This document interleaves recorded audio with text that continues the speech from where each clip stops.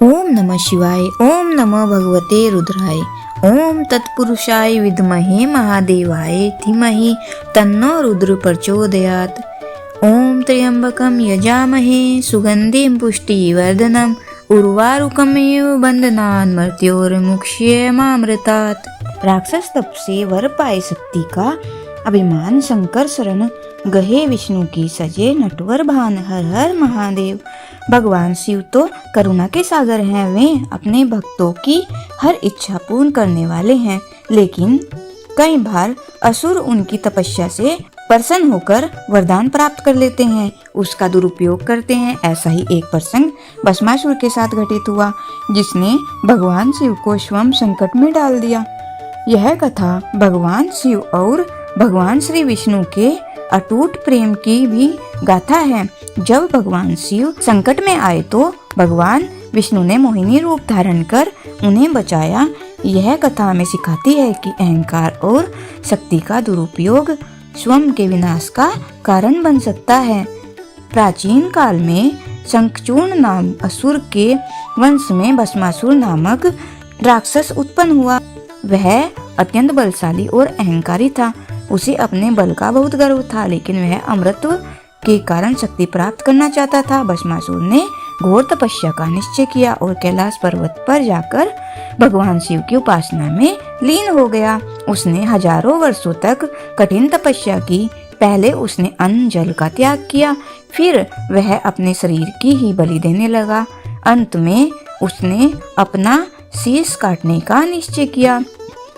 उसकी कठोर तपस्या देखकर भगवान शिव अत्यंत प्रसन्न हुए और तुरंत प्रकट होकर बोले, वत्स, मैं तुम्हारी तपस्या से प्रसन्न हूँ, वर मांगो।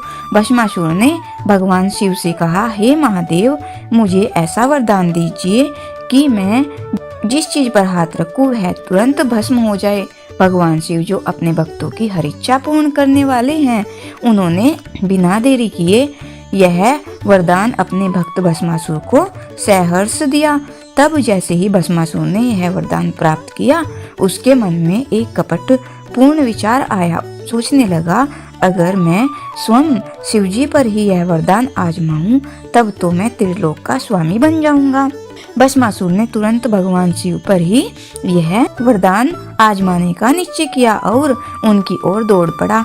भगवान शिव यह देखकर अत्यंत आश्चर्यचकित हुए। वे जानते थे कि उनका दिया हुआ वरदान अटल होता है, उसे कोई रोक नहीं सकता। अब तो उनके लिए एकमात्र उपाय बचा था, भागना। अब भगवान शिव तीनों लोकों में दौड़ने लगे। वे कैलाश से सीधे पाताल लोक गए, फिर वे स्वर्ग और धरती पर भागते रहे। ब्रह्मा जी के पास गए, लेकिन वे भी उनकी सहायता करने में असमर्थ थे। भस्मासुर भी इधर शिव जी के पीछे पीछे दौड़ रहा था। उसने निश्चय कर रखा था कि शिव जी को भस्म करके वह स्वयं अमृतत्व प्राप्त कर लेगा। तब भगवान शिव ने अंत में भगवान विष्णु की शरण लेने का निश्चय किया। वे क्षीर सागर पहुँचे और भगवान विष्णु से अपनी समस्या कही। भगवान विष्णु शिव जी की संकट की बात सुनकर मुस्कुराए, कहने लगे, महादेव, चिंता मत कीजिए, मैं इस असुर का अहंकार मिटा दूंगा। तब भगवान विष्णु ने मोहिनी रूप धारण किया। मोहिनी रूप में वे अपार सौंदर्य से युक्त नारी बन गए। उनका रूप ऐसा था कि कोई भी उन पर मोहित हो सकता था। जब भस्मासुर शिव जी को खोजता हुआ वहां पहुंचा तो उसने मोहिनी को देखा और मंत्रमुग्ध हो गया। मोहिनी ने मुस्कुराते हुए कहा, हे भस्मासुर, तुम बहुत बलशाली और वीर हो। बाकी सब तो ठीक है, लेकिन क्या तुम मेरे समान सुंदर नृत्य कर सकते हो? भस्मासुर, जो पहले ही मोहिनी पर मोहित हो चुका था, तुरंत नृत्य करने के लिए तैयार हो गया। तब मोहिनी ने नृत्य करना प्रारंभ किया। भस्मासुर भी उनके साथ साथ नृत्य करने लगा। मोहिनी ने धीरे धीरे हाथ उठाकर अपने सिर पर रखा। भस्मासुर भी नृत्य करता हुआ उनकी नकल करता रहा। उनकी नकल करते हुए जैसे ही उसने अपने सिर पर हाथ रखा, वरदान के प्रभाव से वह स्वयं उसी जगह पर भस्म हो गया। यह देखकर भोलेनाथ तो बड़े प्रसन्न हुए और भगवान विष्णु की स्तुति करने लगे, कहने लगे, हे नारायण, संकट के समय आपने मेरी रक्षा की है। हम दोनों का प्रेम अविनाशी है।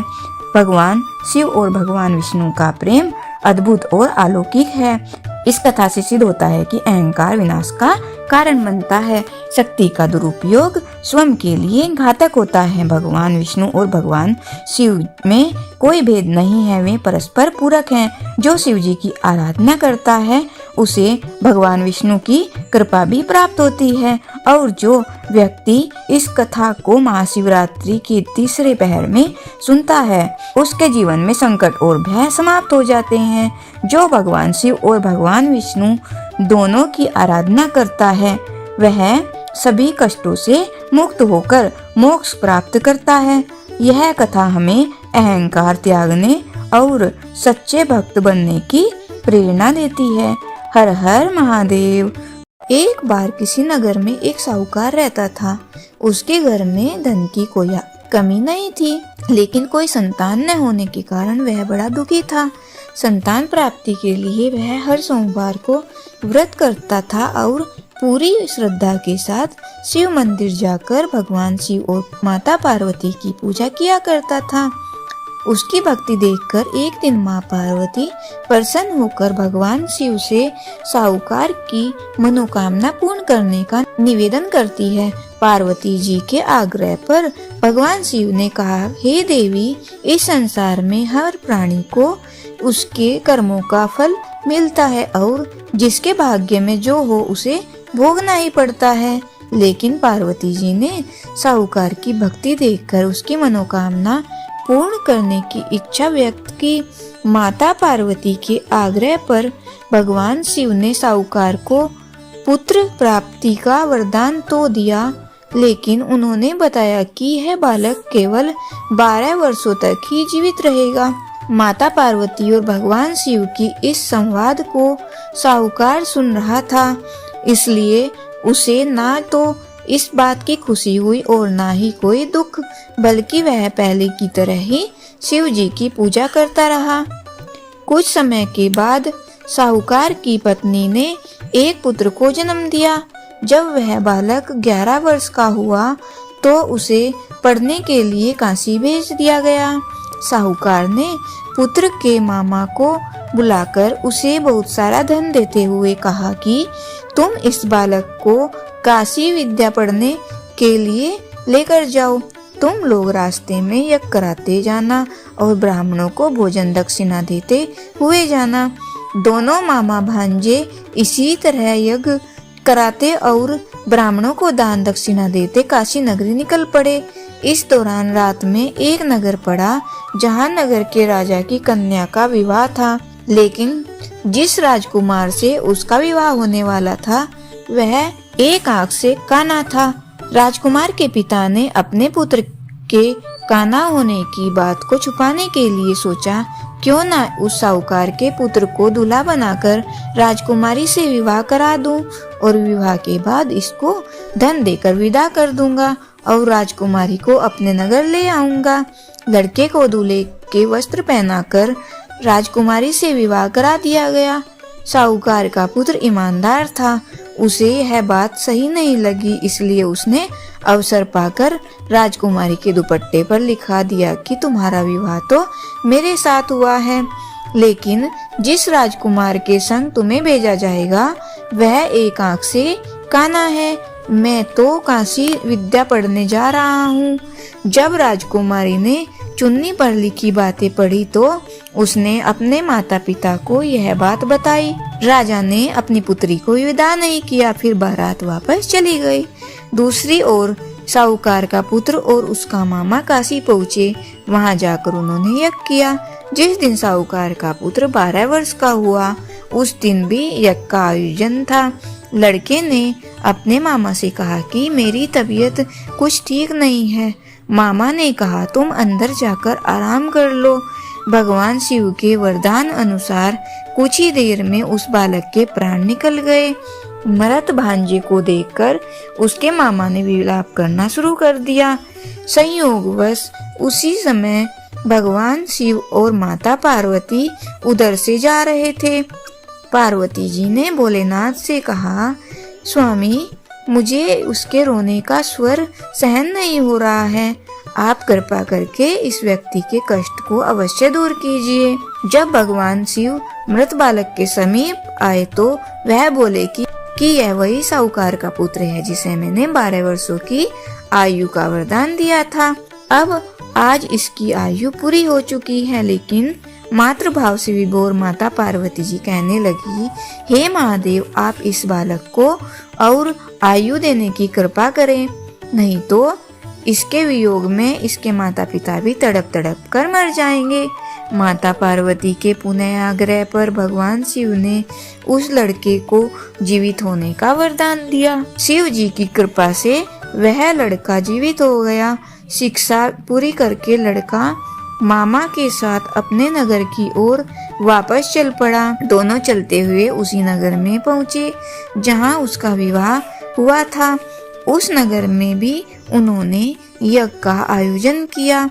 उस लड़के के ससुर ने उसे पहचान लिया और महल में ले जाकर उसकी खूब आवभगत की और अपनी पुत्री को धूमधाम से विदा कर दिया।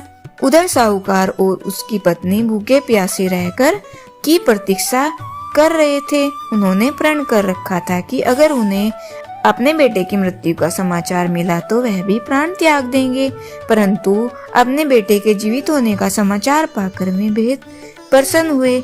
उसी रात भगवान शिव ने साहूकार के स्वप्न में आकर कहा, हे श्रेष्ठी, मैंने तेरे सोमवार के व्रत करने और व्रत कथा सुनने से प्रसन्न होकर तेरे पुत्र को लंबी आयु प्रदान की है। इसी प्रकार जो कोई सोमवार व्रत करता है या कथा सुनता है और पढ़ता है, उसके सभी दुख दूर होते हैं और सभी मनोकामनाएं पूर्ण होती हैं। सभी प्रेम से बोलिए, बोले शंकर भगवान की जय, माता पार्वती की जय। जिन्होंने श्रद्धा से सोमवार का व्रत किया, यह पावन कथा सुनी और भगवान शिव का पूजन किया, उनके जीवन से समस्त दुख, रोग, शोक और संकट दूर होते हैं। कि यह व्रत न केवल सांसारिक सुखों को प्रदान करता है, बल्कि भगवान शिव की अपार कृपा से आत्मिक शांति, मोक्ष और चिर सुख की प्राप्ति भी कराता है। अब आइए हम पूर्ण समर्पण और सच्चे मन से भगवान से प्रार्थना करते हैं। हे नीलकंठ भगवान शिव, आप बोले हैं, दयालु हैं, आशुतोष हैं।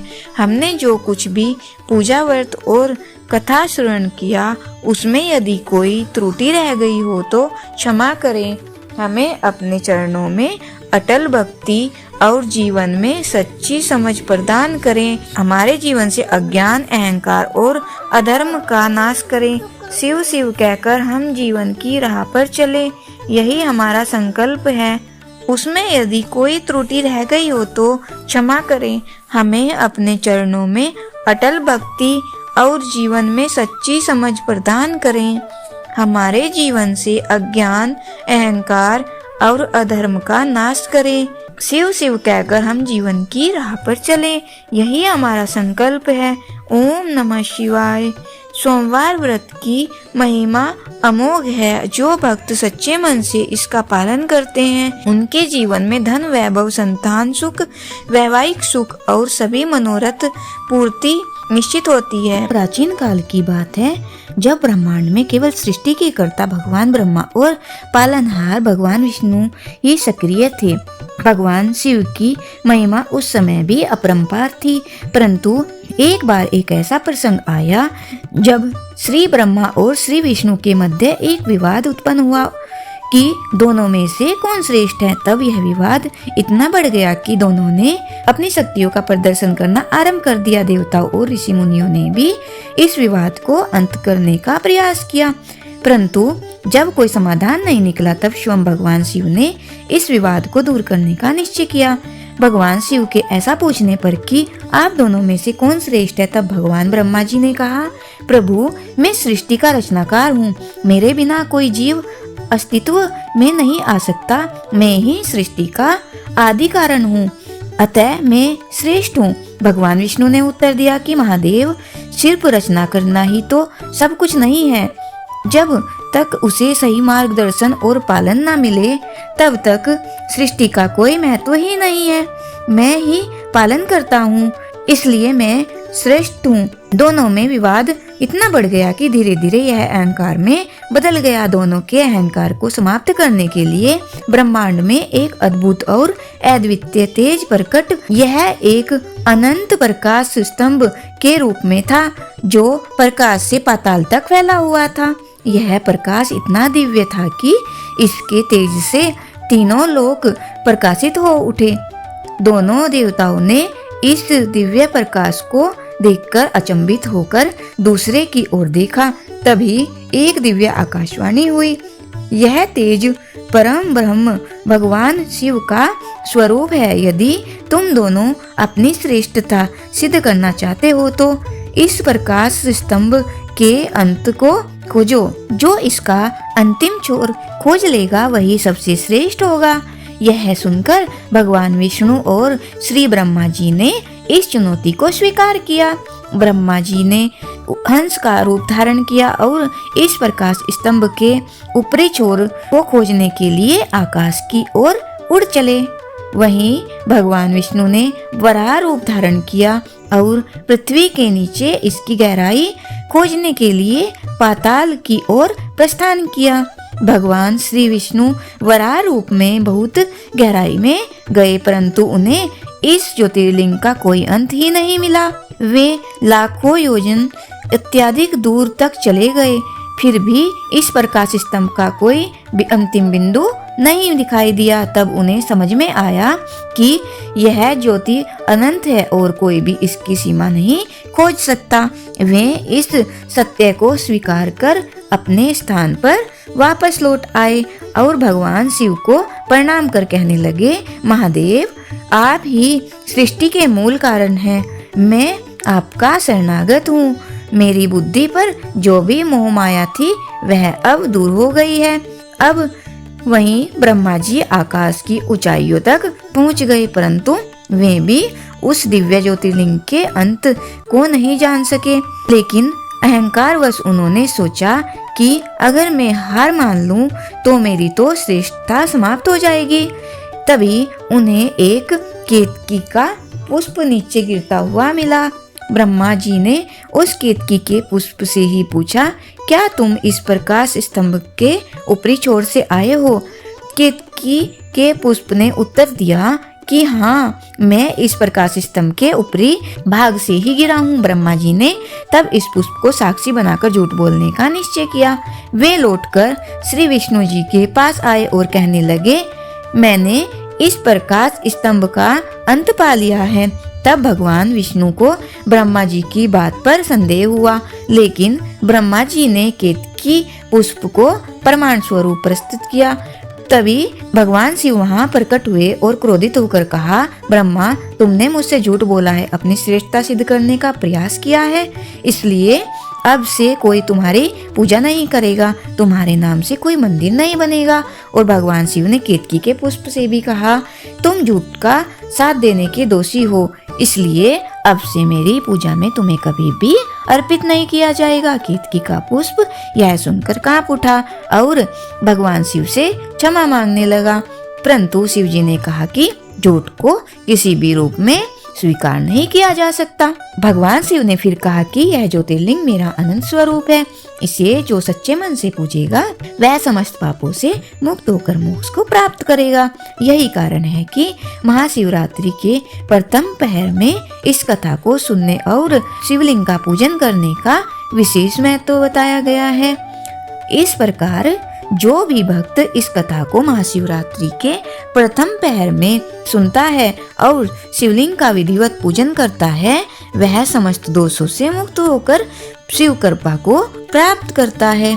इस कथा का श्रवण करने से विशेष पुण्य की प्राप्ति होती है और भक्तों को यह अहंकार त्यागने और सत्य के मार्ग पर चलने की प्रेरणा देती है। शिव चालीसा।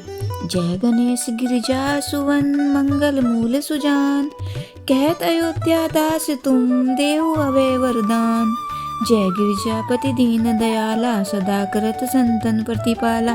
भाल चंद्रमा सोहत नीके, कानन कुंडल नाग फनी के। अंग गोर सिर गंग बहाए, मुंड माल तन चार लगा, वस्त्र काल बागंबर सोहे, छवि को देखी नाग मन मोहे, मैना मातु की होवे दुलारी, बाम अंग सोहत छवि न्यारी, कर त्रिशूल सोहत छवि भारी, करत सदा शत्रुन सहकारी, नंदी गणेश सोहे तय कैसे, सागर मध्य कमल है जैसे, कार्तिक श्याम और गणराऊ, या छवि को कही जात न काऊ, देवन जभी जाए पुकारा, तभी दुख प्रभु आप निवारा, किया उपदरु तारक भारी, देवन सब मिली तुम्ही जुहारी, तुरत सड़ानन आप पठायऊ, लवनी में सुमह मारी गिरायऊ, आप जलंधर असुर संगारा, सुयस तुम्हार विदित संगारा, त्रिपुरासुर सन युद्ध मचाई, सबही कृपा कर लीन बचाई, किया तपी भगीरथ भारी, पुरव प्रतिज्ञा तासु पुरारी, दानिन मह तुम सम को नाही, सेवक स्तुति करत सदाही, वेद नाम महिमा तव गाई, अकत अनादि भेद नहीं पाई, प्रकटि उद्धि मंथन में ज्वाला, जरत सुरासुर भे विहाला, किन्हीं दयात है करी सहाई, नीलकंठ तब नाम कहाई, पूजन रामचंद्र जब कीना, जीत के लंक विभीषण दीना, सहस कमल में हो रहे धारी, किन्ह परीक्षा तभी पुरारी, एक कमल प्रभु राखे जोही, कमल नयन पूजन चह सोही, कठिन भक्ति देखी प्रभु शंकर, भय प्रसन्न दिए चितवर, जय जय जय अनंत अविनाशी, करत कृपा सबके घटवासी, ये दुष्ट सकल नित मोहि सतावे, भरमत रहो मोहि चैन न आवे, त्राई त्राई मैं नाथ पुकारो, यही अवसर मोहि आन उबारो,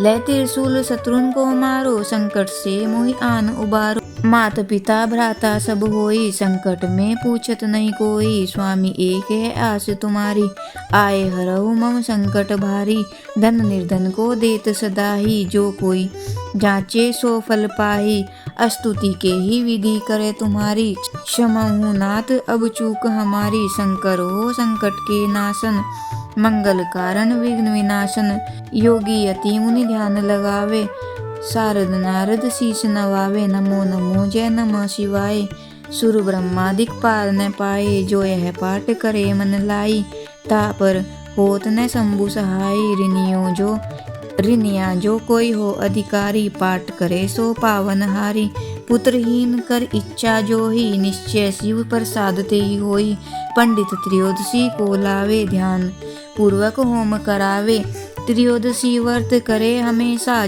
ताके तन नहीं रहे कलेसा, धूप दीप नैवेद्य चढ़ावे, शंकर सम्मुख पाठ सुनावे, जन्म जन्म के पाप नसावे, कहे अयोध्या दास आस तुम्हारी, जानी सकल दुख हरऊ हमारी, नित नेम कर प्रातः ही पाठ करो चालीसा, तुम मेरी मनोकामना पूर्ण करो जगदीश, मगसर छठी हेमंत ऋतु, संवत 64 जान, स्तुति चालीसा शिव ही पूरन कीन कल्याण, ओम जय शिव ओमकारा, स्वामी जय शिव ओमकारा, ब्रह्मा विष्णु सदा शिव अर्धानी धारा, जय शिव ओमकारा, एकानन चतुरानन, पंचानन राजे, हंसानन गरुड़ासन, वृषवाहन साजे, जय शिव ओमकारा, दो भुज चार चतुर्भुज, 10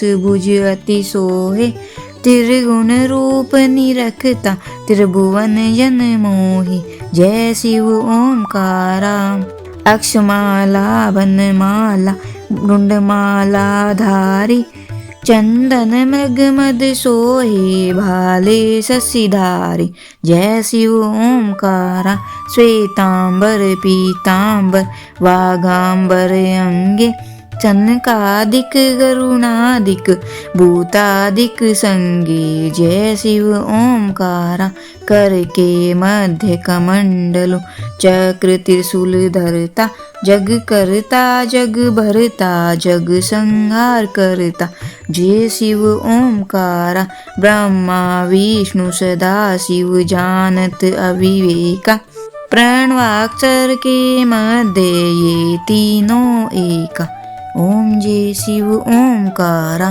काशी में विश्वनाथ विराजत, नंदी ब्रह्मचारी नित उठी भोग लगावत, महिमा अति भारी। ओम जय शिव ओमकारा, त्रिगुण शिव जी की आरती, जो कोई नर गावे, कहत शिवानंद स्वामी, मनवांछित फल पावे।